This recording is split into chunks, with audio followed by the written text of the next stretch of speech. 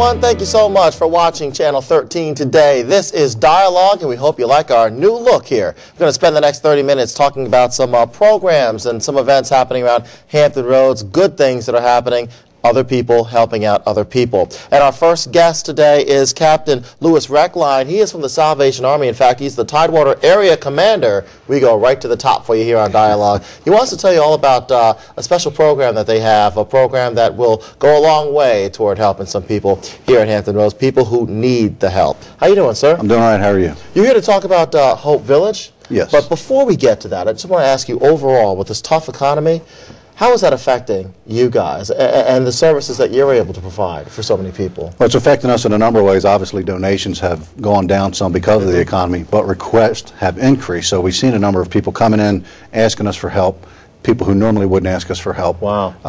The good thing is we're still able to help them. What type of requests? A lot of it is rent, utilities, food, items such as that. And so in these troubling times, besides the private donations that you get, how are you guys able to stay afloat and continue to provide these resources that people need? Well, we stretch it out as far as we can.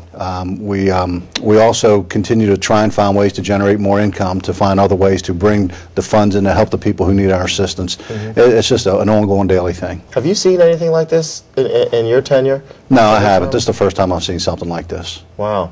And if people want information to donate and to contribute, what's the number that they can call? 543-8100. 543-8100. And you see on your screens that it says Hope Village at the top. That's what the captain came here to talk about. So we're going to spend the next few minutes letting you know about what Hope Village is and who it serves. Why don't you tell us about that? Hope Village is a cul-de-sac of houses we just finished building on our property. We just had a ribbon cutting, and it's designed for women and children. It's a transitional housing program to help these families get back on their feet so that when they leave our program, they will be able to live in their own homes. A lot of these folks are coming from very hard conditions, living in cars, living in shelters. Wow. These houses will be provided for them for up to a 2-year time span if they work the program the way that we would hope that they would work it. And then when they leave, they're able to stand on their own. Okay, you hit on some things that I actually want to give you a chance to expand upon here.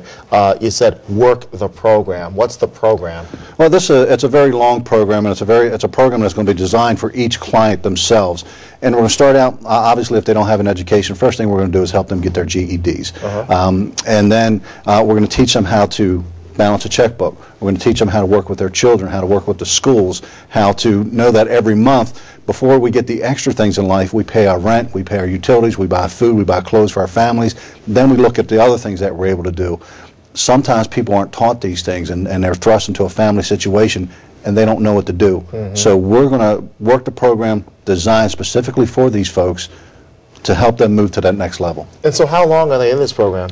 They can be in the program for at least 2 years. It'll be decided by them and how well they work the program, because it's going to be structured for the individual, not for the whole complex itself. Okay. And how do people, is there an application process? I mean, walk us through the very beginning. Yeah, there is an application process. We'll be working with several agencies in town who will refer folks to us. Through the screening process, we will see how interested these folks are in this program. It's not going to be an easy program. It's something that they're going to have to work at, and they're going to be monitored through the whole system. So it's something where they're going to have to want and have that desire to go through. So we're going to interview several times to make sure we are accepting the right people for this program, so that we don't have to ask someone to exit the program without being successful. Sure. When you see the pictures that we just showed a moment ago, the ribbon cutting and the new Hope Village out there, what are you most proud of?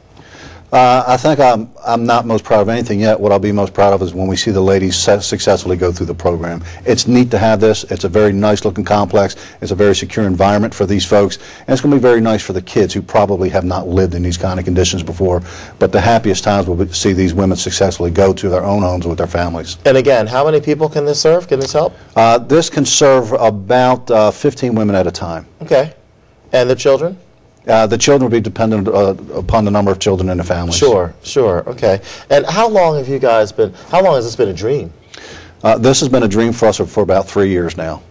We were doing it, helping the people stay in hotels, working around other avenues to get them where they need to be, but now this is going to be on our property and our homes, and so it's a dream come true that we've been looking for about 3 years now. And why do you think this specifically was so needed at this specific time? Well, you look around, the economy's tough, and folks are struggling every single day. And if we don't provide this kind of help for people, it's only going to get worse.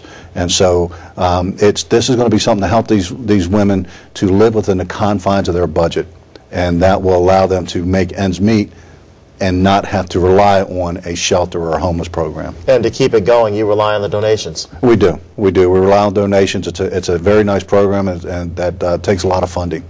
All right, and if you'd like to contribute some funding yourselves or find out about some of the programs that the Salvation Army offers.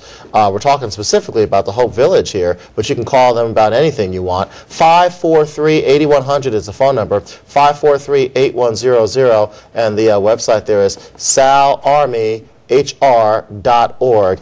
And Captain, I want to end this segment with a final message from you to people out there who might be struggling right now and may be ashamed to ask for a handout, to ask for help. Don't be ashamed. There comes a time when everyone has to ask.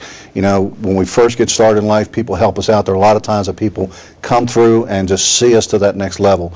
That's what we want to do. It doesn't matter what their background is. It doesn't matter whether they've had to ask for help before. We want to be able to help them. Have you heard that from some people? Well, listen, some of the folks that are asking for help right now are folks who donated to us in the past.